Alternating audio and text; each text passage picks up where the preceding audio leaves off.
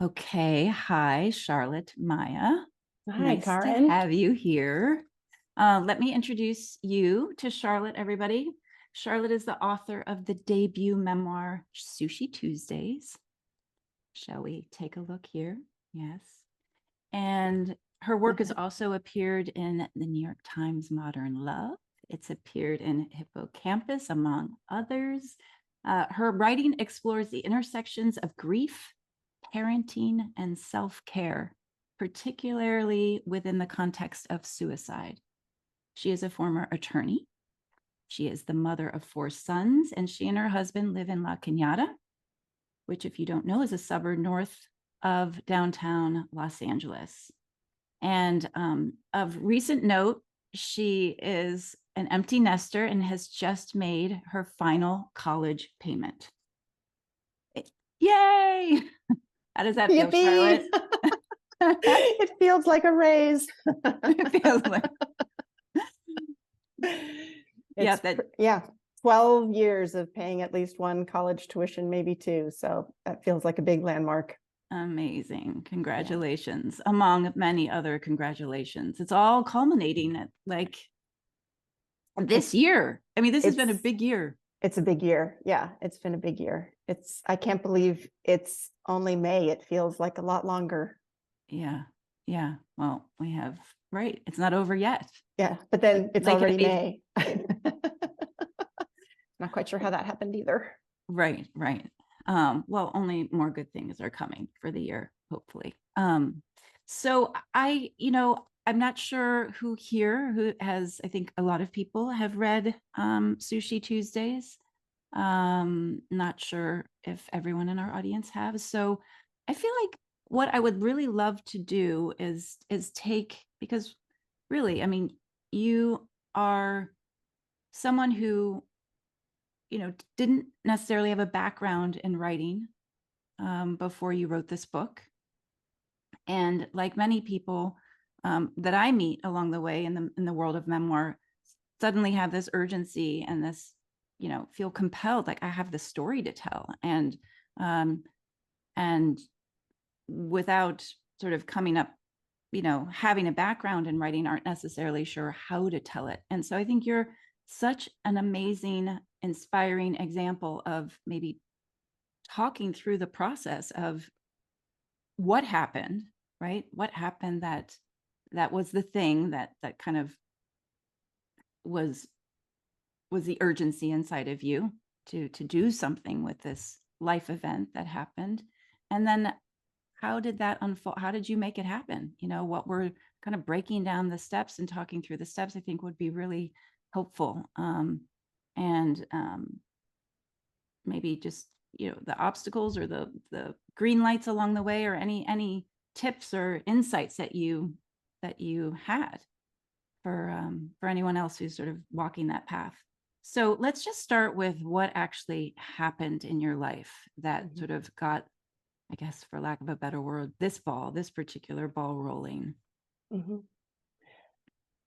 Well, in 2007, I was sort of skipping along in my really unremarkable life. And my husband and I had 2 kids. They were 6 and 8. They were starting 1st and 3rd grades. And in October of that year, Sam took his own life. And I had no idea that he was suffering so much. And I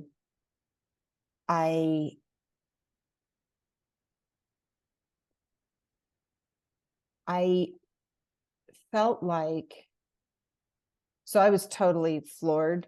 I mean, I could see signs in retrospect, but I was so shocked by Sam's death, and then having to navigate a suicide with 2 young kids in tow was, not so easy.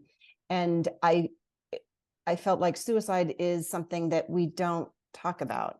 It's the 10th leading cause of death in this country, and we don't like to talk about it. It's a very hard word to say out loud. There's a lot of stigma and shame associated with suicide. And I felt like I had to say it out loud. I saw my mom zoomed in, and so she can probably confirm that I am someone who would often say the things that she wasn't supposed to say. And like, I couldn't help myself. And Mm. when the policeman came to tell me that Sam had died, they said, we will tell the children that their father died, but you have to tell them the truth. And we recommend, you have to tell them how. Sorry, we will tell the children that their father died, and you have to tell them how. And we recommend that you tell them the truth, because you do not want them to find out from somebody else. And at a time when nothing made sense to me, that actually made a lot of sense. And so that level of transparency and honesty has really sort of guided my journey around Sam's suicide and healing, and guiding the children in their own healing. I was afraid that that level of honesty and transparency would ostracize me from my community that I love. But what I found was actually the opposite. What I found was people connecting, people wanting to have this conversation. Like I said, suicide's the 10th leading cause of death overall in this country. It's the second leading cause of death for two age demographics, 25 to 34 and 10 to 14. Oh my goodness. Second? Yeah, second. It's horrifying. But we don't like to talk about it. But the thing is that talking about it is the one thing we know helps in this arena. And so I just couldn't even stop myself. I had done writing before, but a very different kind of writing. I had a degree in English. And then, I went to law school, so I had JD. And so, I did a lot of writing, but I had never done this kind of creative writing. And as I was, kind of trying to scramble for my life and sharing with friends and family kind of what the real deal was, people kept telling me, Charlotte, you have to tell the story. You have to write the book. You have to write the book. You have to write the book. And so, after a couple of years, I started thinking about writing a book, but then a book was overwhelming. So I started a blog, is where I started. In 2014, I started a blog called Sushi Tuesdays, and I called it Sushi. And he died what year? 2007. Okay, so 2000, so 7 years later, you started a blog. I didn't realize it was that long after. I had done some writing, like I had pieces here and there, but I didn't really do anything with them. And they were just kind of like random journals or in random Word documents. I mean, it was totally disorganized, as you can imagine. I was, and normally not so disorganized, but I mean, it really just kind of, everything got waylaid. So So tell us about the blog then. So you did go into the blog with an intention, like, okay, well, this is a way into telling this story. Is that how it started? Yeah, kind of. I was on a run, and it was 2014, because it was 7 years after Sam's death, and so I went for a 7-mile run in honor of Sam's birthday that year. And somewhere along those 7 miles, I got this idea to start a blog. I was like, okay, you know what, a book's too much, but maybe I could start a blog. And just sort of for context, a blog post is about 1,000 words. And I didn't know this then, but I do know now that a full-length memoir is closer to 100,000 words, or 80,000 words. So it's a lot more words. So I thought, well, I can't really do a book, but maybe I could start with a blog. Maybe that's how I could get there. So I got home from my run, and I sent an email to one of my dear college friends, and she's a website designer. So I said, I just had this insane idea. And so I tell her this idea, and I think it was within an hour, she had a website domain, the WordPress site set up. She's like, okay, what's your first post going to be? And so I sent her this, little piece I had written, sort of an What was your introduction. first post? What was it about? How did you start? That's a great question. I might have to go back and look. I think it was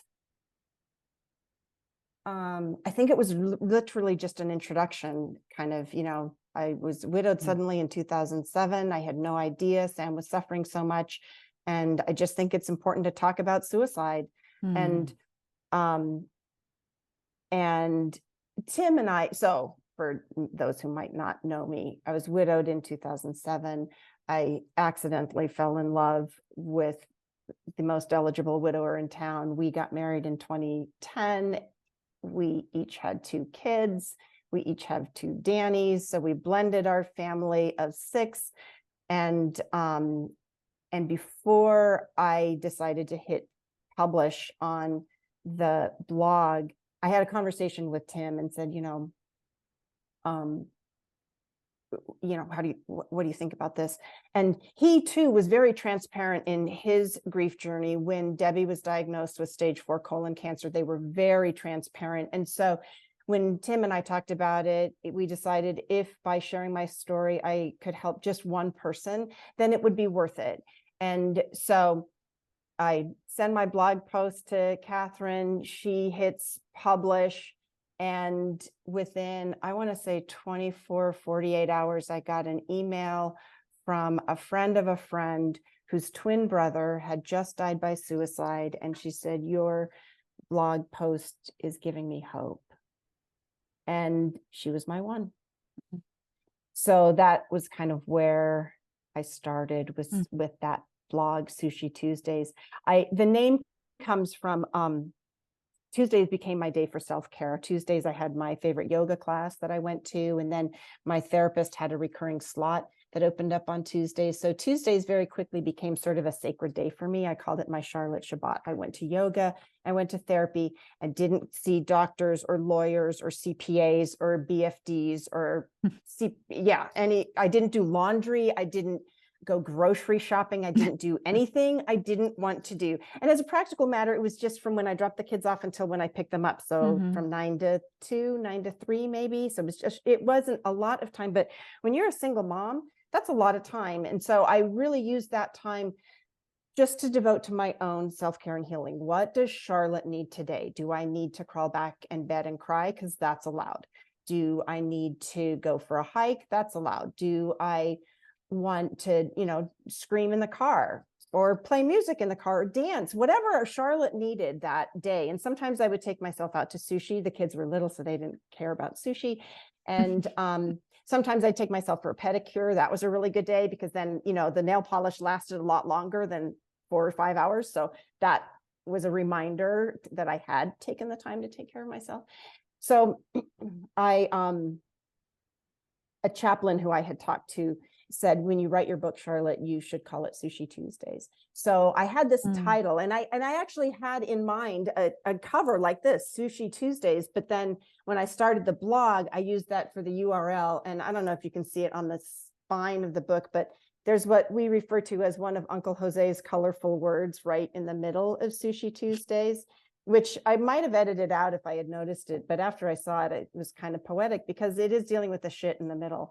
And so it's very honest about like what it looks like to survive somebody else's suicide, somebody who you love and you don't think you can live without and don't want to. And Sushi Tuesdays has such a, I feel like it captures too the spirit of how you've approached, walking through this, there's kind of just a kind of an uplifting, kind of almost whimsical feeling about the title itself, and without, ignoring the deeper story too. The hardness. I was surprised though. I don't know why I was surprised. I was surprised when the publisher decided to keep the name. Really? Because, they might have changed it. Mm-hmm. I was happy, but I was a little surprised. Well, the tagline, a memoir of loss, love, loss, and family resilience, kind of, gives you a little bit of a, shores it up.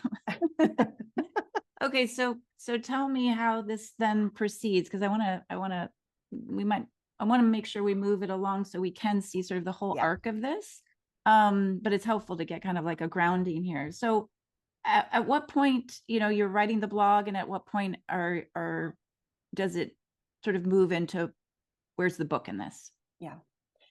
After So I published every week on Tuesdays, and after several years, I printed out all the blog posts, and they filled a fat 3-ring binder, so it kind of looked like a book. But when I read through it, it didn't tell a coherent story, and I didn't know how to get it from blog posts to a coherent story.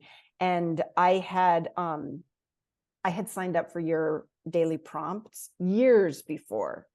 And so I was on your email list, and I would see your emails come in from time to time. And I'd kind of like look at them and then delete them.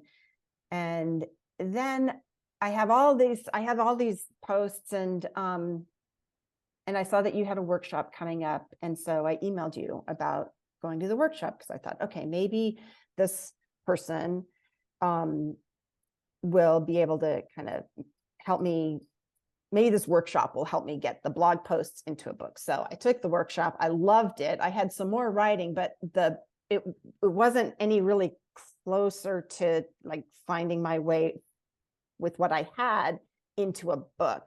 And I took the workshop, I think, a second time. And after that second workshop is when I said, okay, tell me about book coaching, because on the way, this was so long ago that you didn't have your classes on Zoom. So I had to drive across town. That's And from right. Pasadena to Santa Monica is a schlep. So I would leave really early. And I always had several podcasts lined up because, traffic. And one of them, I was listening to this podcast, and she said, just because you have read dozens, hundreds, thousands of books doesn't mean you know how to write a book. And that is why you need a book coach. And I went, okay, I need a book coach, because I have read dozens and hundreds and thousands of books, and I cannot wrestle this mess into a book. And so by then I had taken 2 workshops with you. I knew that you were a really curious and thoughtful person, and I knew that I would work well with you. So that's when we started. So that's when we Yeah. started. And you and I So- did that 100-page outline. We worked for 6 months. We have a 100-page outline. It was single spaced. It was really robust. I'm learning all these things about structure that I'd never known before. It was very exciting and fun. And I really thought that this 100-page outline would write the book itself, and it didn't. So can you maybe share just like a tease that out a little bit more in terms of what the outline contained? Because it's like, that sounds daunting. A It was 100-page outline. daunting. Yeah. Sounds, but so what was that? How would you describe what that outline captured for you, or the elements of it? Yeah. So for me, I felt like doing the work to create the outline was really a lesson in story structure, because I knew kind of what I didn't know how to write a full-length memoir with a beginning, a middle, and end. I didn't know things like turning points or character arc. Those were not terms that were familiar to me. And so as you and I worked together, and I started to learn the underlying structure to story, then we would talk about how the pieces of my life fit into that structure to tell a coherent story. And I think with memoir, it's a particular challenge because it's my life, right? So everything seems relevant and precious to me. Every person is somebody who's meaningful to me. And so how do I cut them out of my story? It feels wrong. Like, this is somebody I love, but then maybe they don't belong in the story. Mm-hmm. And those are 2 separate things. So learning to kind of separate those things that seem so relevant and so precious and important, and understanding kind of the role they play in the story, the actual written word, and really kind of teasing those things apart. Mm-hmm, mm-hmm. Yeah, the role that they play in the telling of this particular story. Mm-hmm. Even for the people who show up in the story, you're not going to tell everything about them. It's like, well, how do they actually serve the story? How do they help move the story forward? What is their role? Mm-hmm. But one thing I want to sort of reframe, just because I think it's really important. You were talking about how my story fit into this structure, and I would venture, because this, I know this is the way I approach it. It's really about seeing your story, finding the shape of your story, and Mm, using those, kind of, how do you see your story through the lens of structure, rather than sort of yeah. shoehorning your story into some sort of formula, or kind of template. Does that make Yes, sense? it Yeah. does make sense. I feel like I arrived at that point more as I was writing the draft. Mm, I see. Okay, so let's talk about that. Okay, so now you have the outline. You've got your roadmap. Really, Hmm. it's really a roadmap Hmm. to write Hmm. your draft, and you've got something that's, like you said, like a coherent working narrative. Like you, um, and then so what's the leap? What did you face when you had to move from one to the next? Because they're very different stages of the process, I would say. Yeah. Well, I felt it was so fun working with you. And it was like we'd have our meetings every other week. And I felt like I had these little assignments, and I'm really good at assignments. And so I could do the thing. And then I had the outline, and I had my plot points, and I had I was starting to have a relatively quiet house, because by then two of the kids had graduated from college. One was in college and one was still in high school. But teenagers don't really want you around more than they want kind of a potted plant and gourmet meals. So I had a lot of time, and um, it was a little overwhelming to kind of try then to piece it together. And I felt like I was still really attached in some ways to some of the blog posts I had written. I wanted some of, there were some paragraphs that I really liked still, and there were some scenes that I really liked still. And I mean, they were in the outline. It wasn't like I had forsaken the outline, but kind of just starting to dive in and write was daunting. It was overwhelming. And so trying to hold that and keep the outline in mind. And often when I write, it'll be something has clicked and I just want to write it. And so this was different because I had more like bumpers around the writing. And so I kind of didn't like it very much. And it was hard to kind of find my way in that. And it took me it took me almost 11 months to write that first draft. And then I put it down for 2 weeks. I came back and read it from beginning to end, and I cried for 2 weeks because it was so bad. I didn't even care what happened to Charlotte after 50 pages. I just oh, it was awful. Nobody has seen that draft. I don't even know where it is right now, and I hope I never find it. Hmm. And I had to, but nobody was making me write this book. Like I didn't have, anyone. I didn't have a deadline. I didn't have anyone else making me write it. So I kind of actually had to get to that point, which was very depressing, to be honest, where like, okay, you know what? I don't have to. And maybe I can't do this. And even there, I was like, well, I don't feel like I can do this right now, but I know there are people who think I can. And Karin, you were at the top of that list of people who thought I could do it, even when I didn't think I could do it. And then I felt like the story just wasn't letting me go. It was like back to that very beginning spot where the story truly felt like it was demanding to be told. Like, this is too important not to talk about. So I took a deep breath. I dove back in. I edited it to a second draft. And then I was still totally overwhelmed by it. I couldn't see the story. I knew it was too long, but I didn't know how to get there. And then that was the mess I shipped back to you. Mm-hmm. What was the major difference between the first draft and that second draft? Anything that Well, you remember? it was 50,000 words, or not 50,000. It was probably 30,000 words shorter. It was still too long, but it was a lot shorter. I had, okay, so one thing, here's a true confession. I had chapter breaks, but then when you and I had done our work together, it was really important that, you know, each moment led to the next moment, that there was some forward movement. And so for some reason, which I can't quite articulate now, for some reason, I felt like maybe those chapter breaks are distracting. And so I took them all out right before I sent it to you, which I'm sure made things a lot harder. And because for whatever reason, I felt like it had to kind of stand on its own, not realizing that those chapter breaks can really serve a purpose in bringing one thing from one place to the next. So that was a big mistake I made that I didn't do again. And meaning that you wish that you kept the chapter breaks in? Yeah. Okay.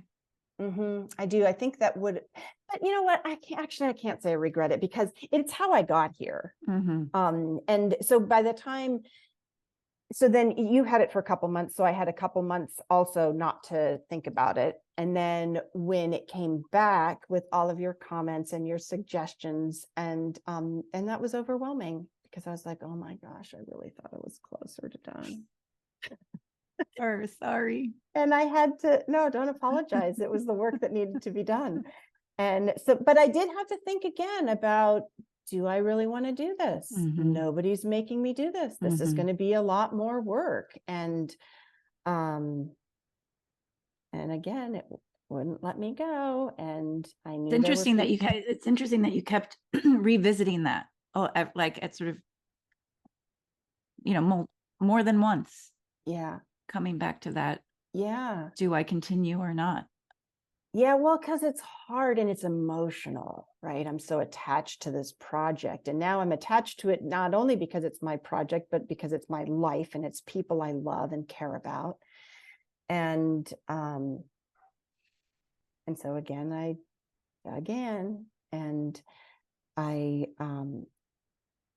I revised it again. And so then I had draft 3. So talk about the revision, because this is what's interesting. Like, what are you discovering with each revision? Like I think this revision was a particularly significant one. Yes. Okay. So this one was, I tried very hard to hold 2 things in tension with that particular revision. One, I really wanted to trust your instincts because you are the story coach. And 2, I really wanted to trust my instincts because it's my story. So and sometimes those 2 things felt like they were in tension. And so there were some places when I'd be like, okay, yep, I can do that. I can do that. I can do that. And some places I'd be like, oh no, she's not getting this. And then I would have to say to myself, okay, if my reader isn't getting it, it is my job as the writer to make sure my reader gets it. It's not the reader's job to figure it out. And so that was one thing I really had to do, is kind of dive in and trust the process, trust you, and trust myself. And like I said, sometimes those 3 things felt like they were in tension. And so I would have to sit with it. I would go for a lot of walks with the dog. Now we were heading into COVID, so that worked out really well for me. I had 2 kids come home from college on what we called the #worst spring break ever, because they came home thinking they were going to be home for a week, and then we're home with mom and dad for 7 months. Oh, so I walked the dog a lot, and that was really good for my writing process. I'd get stuck, and I go outside and walk the dog, and little pieces might start to come together. I might hear a phrase, or I might think about something differently, or understand something differently, or just like a word would pop into my head, or a chapter title would pop into my head, and I go, oh, okay. And then I'd get back and I'd be ready to work again. The other thing that was incredibly helpful is a suggestion from Emily Rapp Black. She's a memoirist, and she says that the most efficient way she knows to edit is to record yourself reading the entire thing and then listen to yourself reading the entire thing. And yes, it is as horrifying as it sounds. But then I was basically hearing myself read the story twice. Once when I was reading it into the microphone and recording it, and again when I was listening to it with a pen and paper in hand. And it is a very efficient way to edit, because you really hear what the words on the page say and not necessarily what you think they said. And so if there is a difference between those two, then there's still work to do. So that editing technique was also very helpful. And you obviously you weren't using it for the entire book, so you would pick sections that you were struggling with. I did the entire book. What? I did that twice with the entire book. Reading it aloud and then listening Reading it back aloud to it? and listening back. Yeah, I did that twice. Amazing. Okay. And so when people tell me, Charlotte, it sounds like I can really hear your voice. It makes me very happy because I worked very hard at that sort of conversational aspect of it. I wanted it to sound like sitting down to tea with somebody who was a trusted friend, even though they may not have known my whole story, and then telling them the whole story. That was really what I had in mind as I was writing it. Well, I remember after reading the draft that I edit the editing, that I did a developmental edit on, saying to you, or having that feeling, I remember articulating it, like getting more intimate with your own story. I don't know if that resonates for you now, but I feel like you made that transition in the writing. No, that doesn't resonate. It does resonate. Yeah, Okay. no, it does resonate. Because I think it was after that draft that I thought about a specific person. So there is a specific person in my life, and I'm not going to say who they are, but there is a specific person in my life who I imagined telling the story to in that sort of intimate way. Nice. Okay. So there is a question here in terms of like how long you're spending on each of these sort of stages. So you and I worked together for 6 months. And then that first draft, you said it took 11 months to write that first draft. What about actually 10 months, because it was November when we took off. So 10 months. Okay. And then that second draft that because you didn't share the first draft, the second draft, about how long did that take you? About 5 months. Okay. So then I had that second draft to do an edit on it for a couple months. And then that third draft, about how long were you working on that? It was from when I got it back from you till the end of the year. So another 5 months, probably 5 months.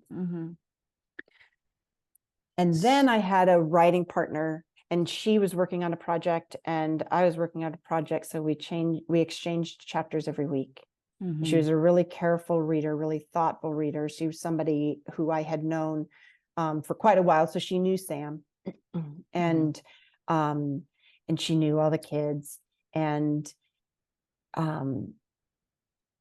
after she and I exchanged chapters, I would revise again, then sort of chapter by chapter.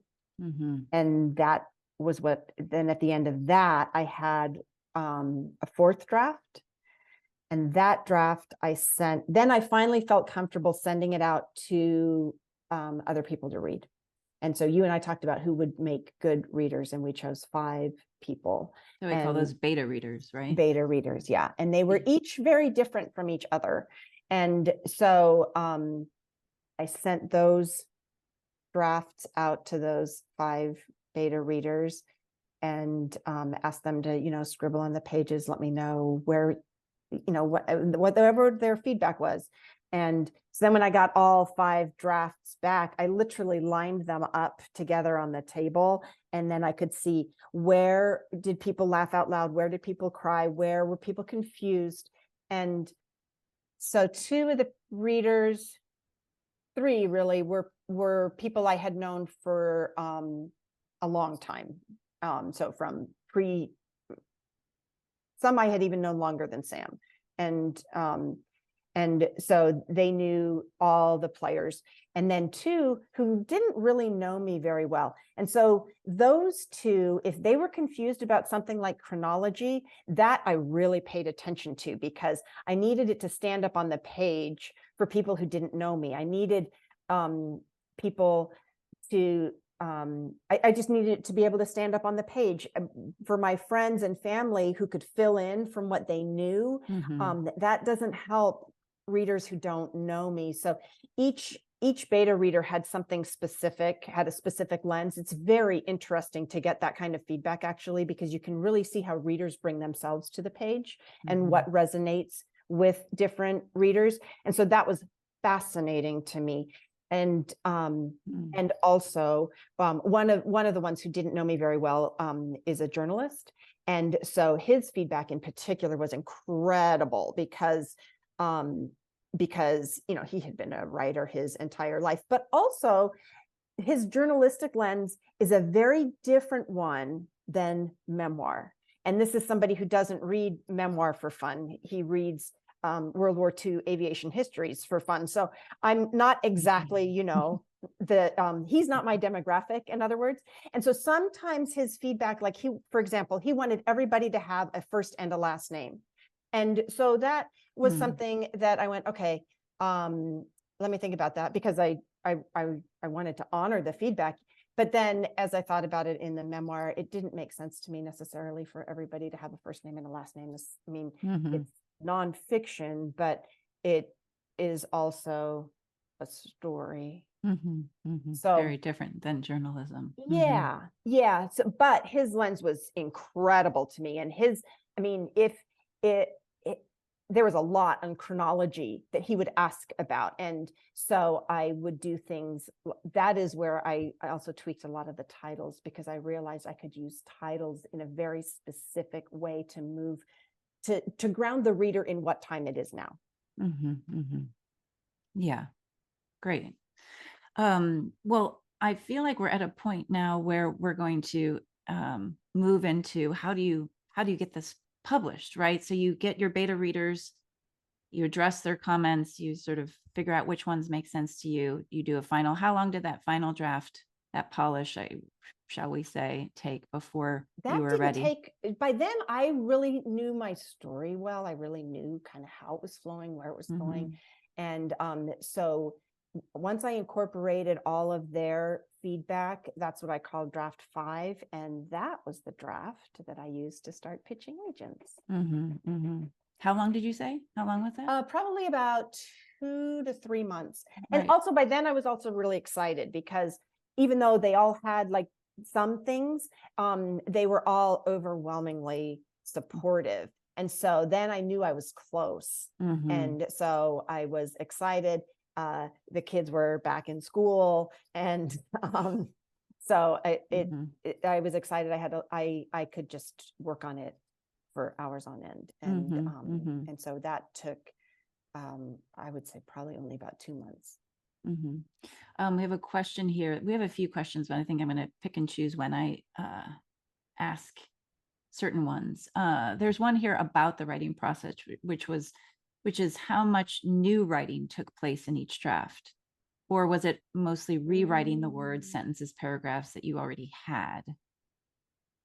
Did the revisions get more refined from draft to draft? Like, how much were you sort of, I guess, reinventing maybe chapters or content or, kind of development versus, it sounds like each draft got shorter. I will say that. My very first draft, I think, was about 150,000 words. I think the draft that you saw was maybe 130,000 words, way too long. Maybe 120. I can't remember now. But there wasn't, I feel like there was probably not a ton of new writing. It felt more like, how can I say this more efficiently? Or is this the right place for it to be? Does it really belong in the first chapter? Does it belong maybe a little bit later? Mm-hmm. Mm-hmm. And then really thinking about,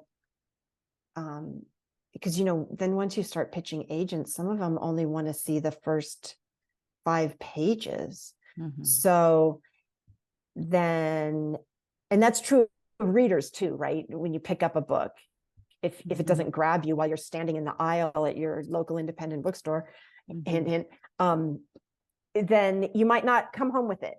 Mm-hmm. And so those are, it's really prime real estate, those first 5 pages. And so are they doing the work that they need to be doing? Or is it just, as Anne Lamott says, clearing your throat? If you're clearing your throat at the beginning, it's not going to work, right? Nobody's going to stick with you while you're clearing your throat at the very beginning. They might a little bit later, but they're not going to do it on page 1 or chapter 1. There's another question here about how did you know that the outline was complete enough to start the writing? And did you write scenes in the same order as your outline so that you connected the scenes to each other as you went, or did you write out of order and connect the scenes after they were written? That's a great question. I tried to write them in order, because one of the things I personally was struggling with was getting the story to move from one point to the next point to the next point. That was hard for me. So I tried to write them in order. I would even kind of, I kind of like would use it as a calendaring moment. I'd be like, okay, so on Monday, I'm going to get through these 2 points. On Tuesday, I'm going to get through these 2 points, and tried to use it as sort of a motivator and a guide to kind of push myself along, because it was hard. And then as far as was the outline, how did you know that the outline was complete enough? I mean, you had such a robust outline, as you said. I mean, at a certain point, did you feel like I just need to start writing the first draft? I think by the time we were done with the outline, I felt like I was starting to see the contours of what the book would be. And I was excited to dive into it. But then, once I was in it, it's just a lot. And so kind of finding my way through it, it was just a different way of writing for me than I had written the blog, because the blog, like I'd see a newspaper article and it would piss me off. And so I'd dash off 1,000 words, and or one of the kids would say something and it would make me sad. And so I would spill those words onto a page.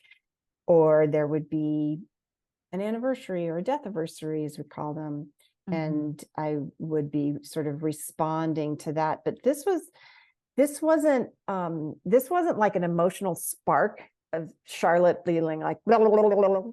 This was very disciplined. It felt like a different kind of practice. And so and like you said before, I mean, I think moving from the outline into actually writing the prose and being in the trenches of actually writing the draft is it's a very different part of the brain even. Yeah, in fact, I set up a writing space downstairs in the oldest 2 kids' bedroom that they shared, but that we still had it as their bedroom. But I set up, they have a desk down there, so I would commandeer their desk, and it's downstairs. So I literally would go downstairs into this different space, and that was kind of helpful to me. I often did most of my writing at the dining room table, which is where I am now. And so that was a very sort of natural place for me to write. And I found if I was trying to write this at the dining room table, I would get up and make a cup of tea. I'd go do laundry. I would go get the mail. I'd check email. I mean, I wasn't getting it done. So I like had this physical space where I would go downstairs Mhm. and I would be in this space, and I would force myself to put my butt in the chair and get the work done, because it was really uncomfortable. And I was like, oh God, what else could I be doing right now? Who can I call to go to Mhm. lunch with? Mhm. Or what, Mhm. I mean, just like That's interesting. it was hard. So let's bring April on here and talk about sort of this transition to reaching out to someone who can help you through the publishing process and getting interest in your book beyond that dark space in your basement. Um, so April, I'm going to bring you on here. Hang on. Can you unmute yourself? I can. How's that? Yes. Good work? Fantastic. Yeah. So hi, everyone. This is April Eberhardt. Do you want to just offer a quick introduction about what you do, April, and the kind of books that you've worked on over the years? Sure. I primarily operate as a publishing consultant now. I work with authors who have completed a manuscript or are close to it and are trying to decide which way to go. Of course, traditional publishing is what everyone wants, but it is more and more difficult. I saw a comment from Jeff earlier about the fact that publishers really just want well-known authors who are writing the same book again and again, because it's little effort on the publisher's part and larger dollars. But I work a lot with authors, consulting with them on how to get published, how to find an agent if that's what they want, if they are interested in self-publishing, how they would do that. If they're interested in hybrid publishing, that's a whole new area. So I do that. And then, as you both know, I run writers' retreats. I co-lead these in France every year with other professionals like Karin, and this year, two other writing coaches, to work with mostly women, some men, but mostly women, on refining their stories and getting them ready, finishing them so they can get them published. I met Charlotte through Karin. Karin and I had met at a conference, a literary conference, and hit it off and got to talking. And through Karin, I met Charlotte. And I have to say that I take on very, very few agenting projects these days, and even fewer memoirs, because they are very, very difficult to place with a publisher. Most memoirs that we see published now are by celebrities, or well-known authors who have done something else. For example, on NPR, there's a announcer named Mary Louise Kelly, and she's very well known on NPR, and she has just published her memoir. So she has the platform. People who have platforms are the ones who are most likely to get published. However, I was really impressed by the very high quality, Karin, of your clients, the people you were working with. And when I met Charlotte, I was struck by her talent, her integrity, the quality of her story. I mean, to your point, Charlotte, suicide is a word people don't like to say. And I feel so strongly that this is a subject that needs to be out there. So it really, my willingness and excitement about working with you stem not only from you as a person, but also from your subject matter and the importance of your subject matter. And we tried, once we agreed to work together, we tried a number of publishers. We started with the large ones, we then went to the medium ones, we then went to the smaller ones, and we consistently got the same sort of rejection saying, oh, isn't this interesting? But A, the topic is too controversial, or B, the author isn't well known, despite the fact that you had your blog and had done a phenomenal job of reaching people, or C, it's too similar to something else we've published. And so we went down the list, and we were finally able to contact and interest Post Hill Press, who ultimately made you an offer and published your book.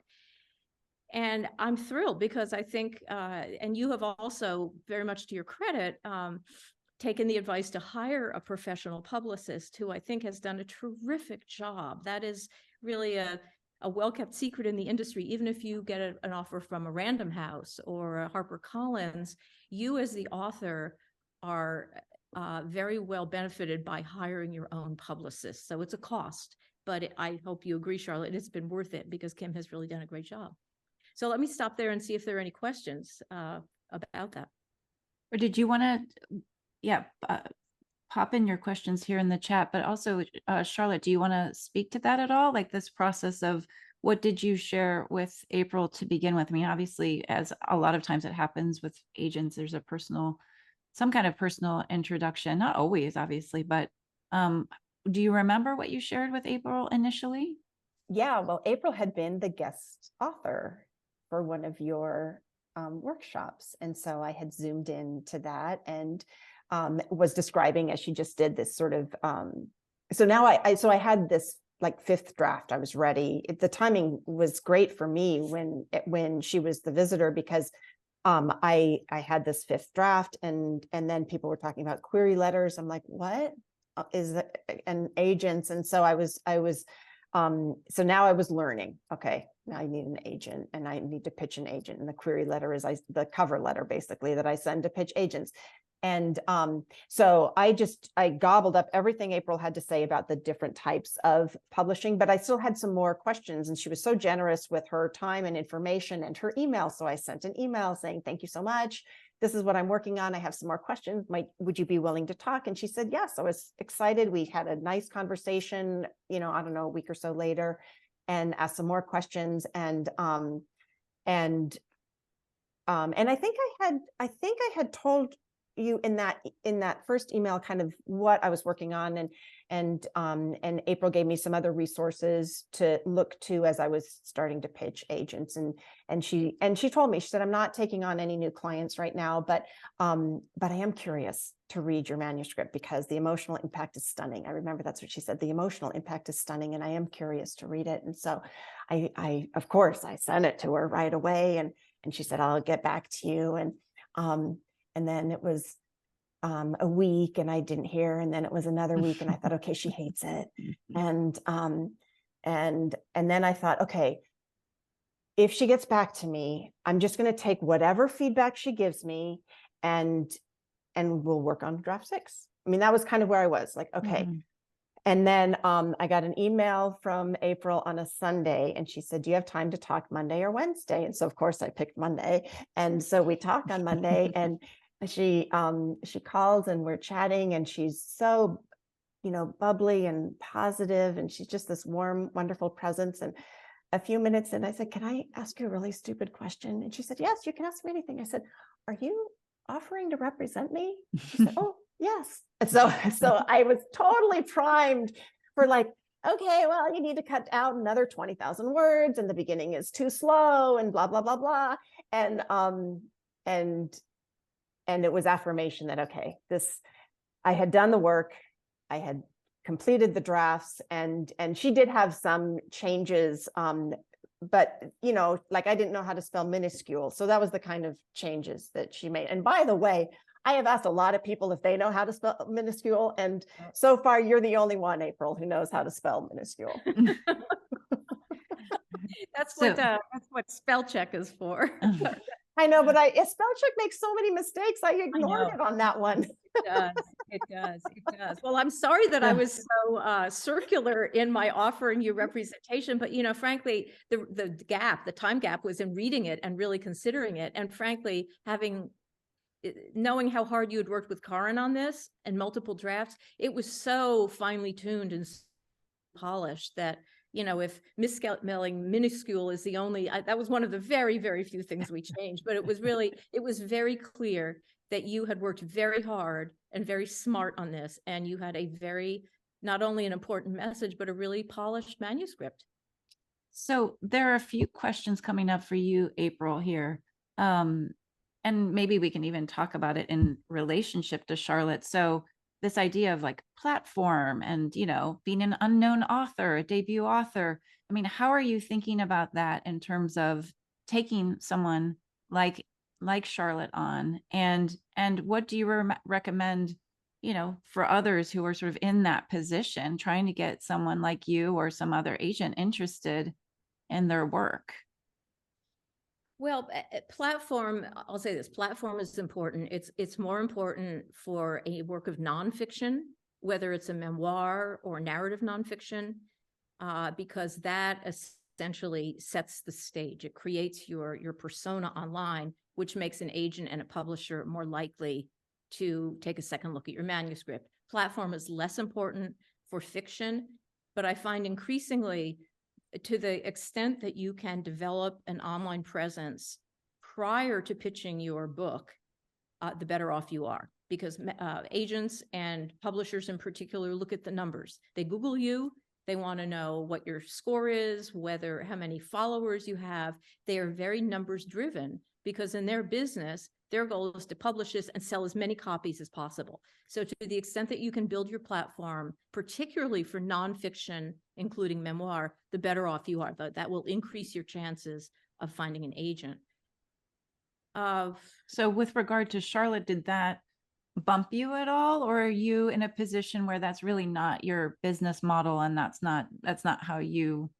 That didn't really affect my thinking. I mean, now that I'm doing a little bit more nonfiction, narrative nonfiction, platform matters more. But in terms of Charlotte, again, I think it was the importance of her story, the quality of the writing, her own personal integrity. Believe it or not, for an agent, it not only matters what the person has written, but who the person is, because you develop a relationship, and it's really important. It is not an easy road to hoe to get published, and you want to make sure that you're in this with someone who has the maturity and the patience and the understanding that Charlotte does. But no, I have to say her platform didn't really affect my decision one way or the other. Having said that, it's been wonderful to see your articles. Charlotte published in the New York Times. Sheryl Sandberg reacted almost instantaneously and interviewed, I think, on her Facebook page.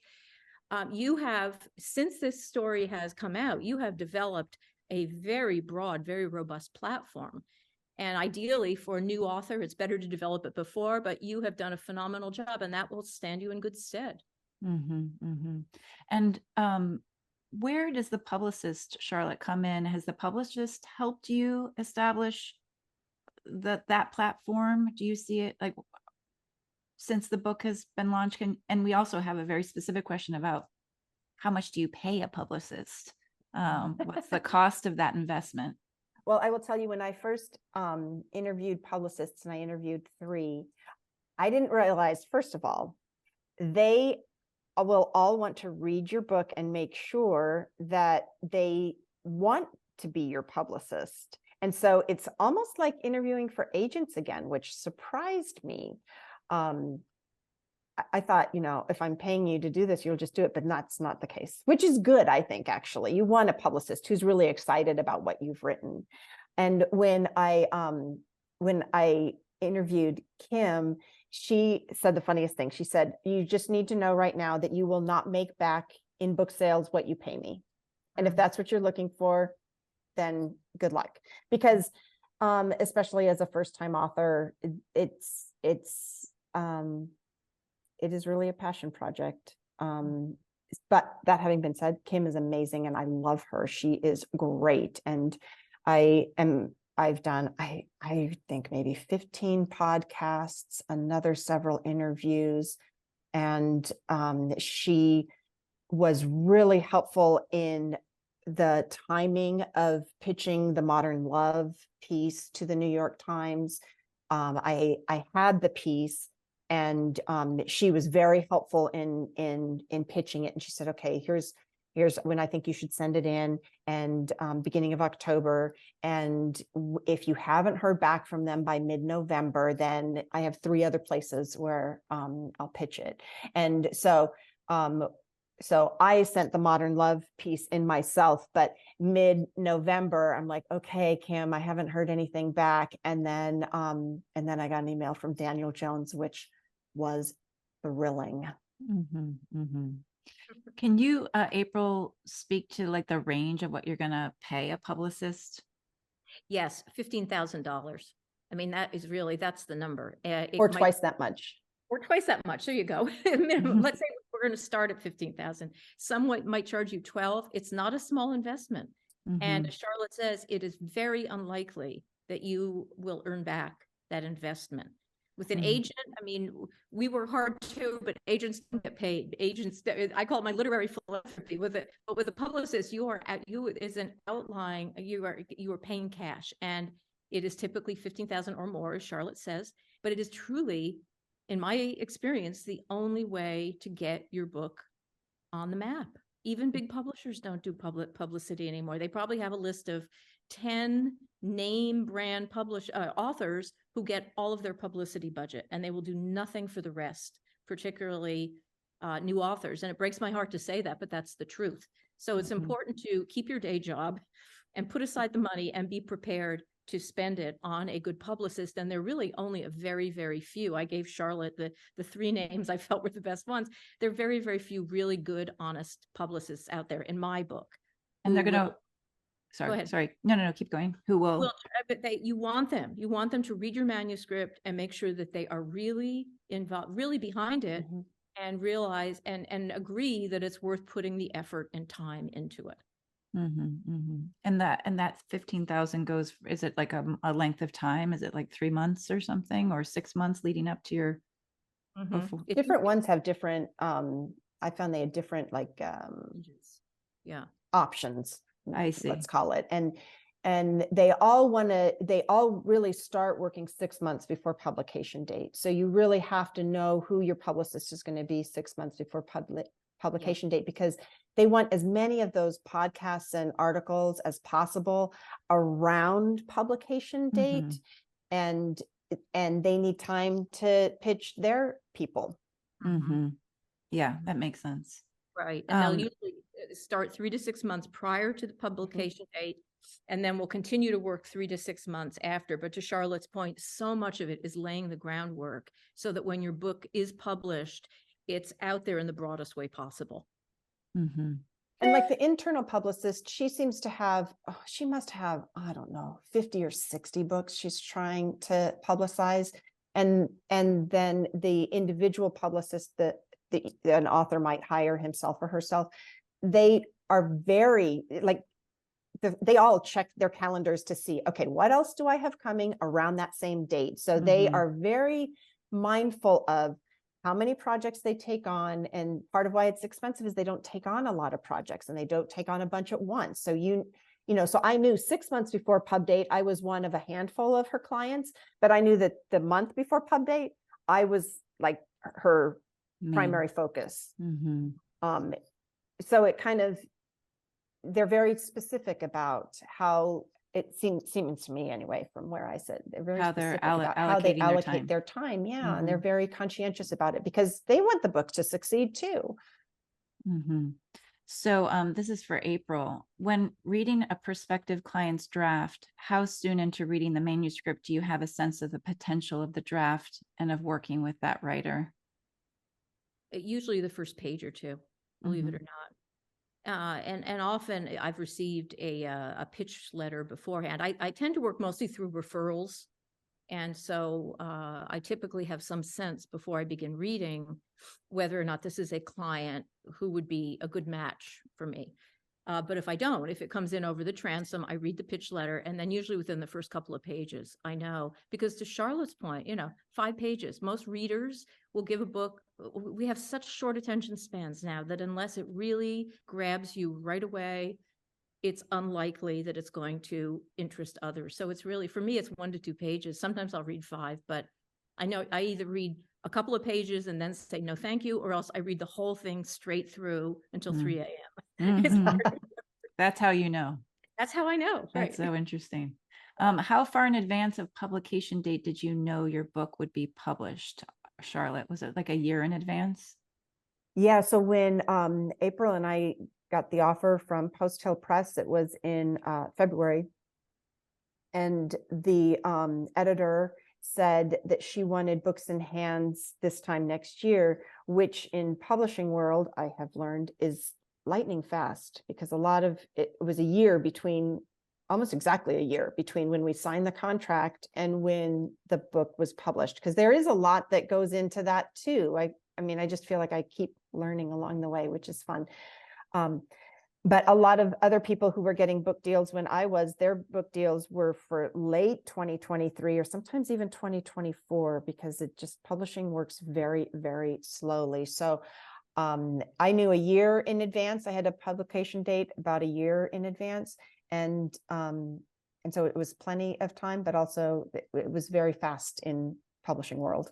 It is, because I'm finding now that the pub date is often 2 years or even 2 years plus from the day that we sign the contract. That's A amazing. lot of as Charlotte says, it's a long process. It has a lot of steps involved. There's a lot of turnover in the industry. There's still paper shortages now because of the pandemic, and all these things factor into time very long, frustratingly for authors. You're cutting out a little bit, April. Sorry. Yeah, but that's interesting. I didn't know that the paper shortages due to the pandemic was part of the issue too. Yeah, and printers are backed up. I mean, it's just that the whole pandemic thing has a very long ripple effect, unfortunately.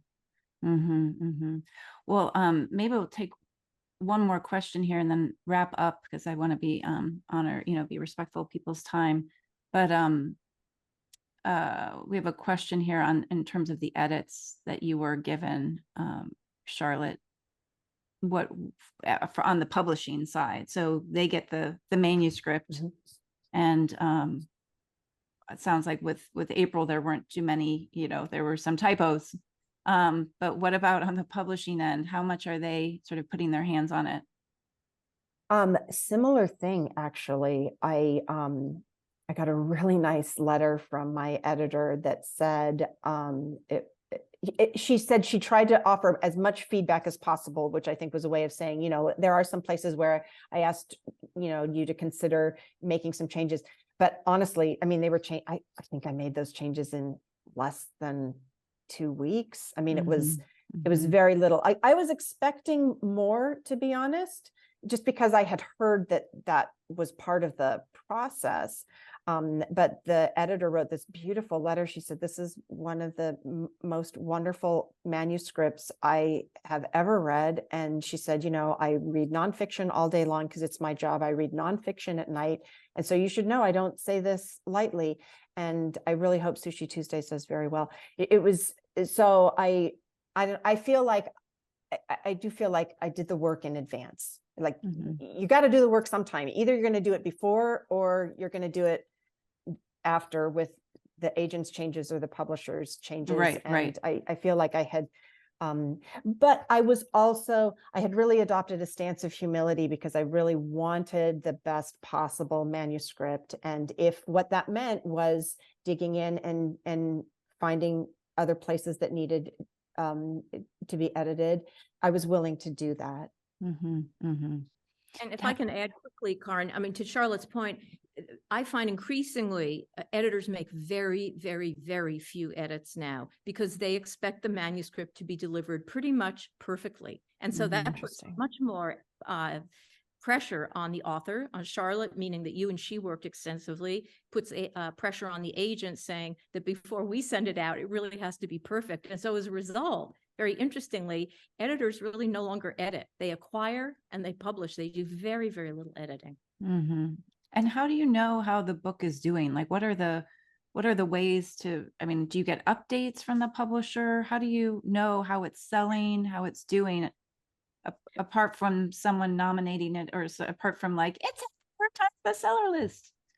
Well, as Charlotte knows, I mean, we've been pestering the public every month, every week we ask about these things. And typically a publisher will only give you quarterly or biannual updates. So it's very, very hard to get sales data.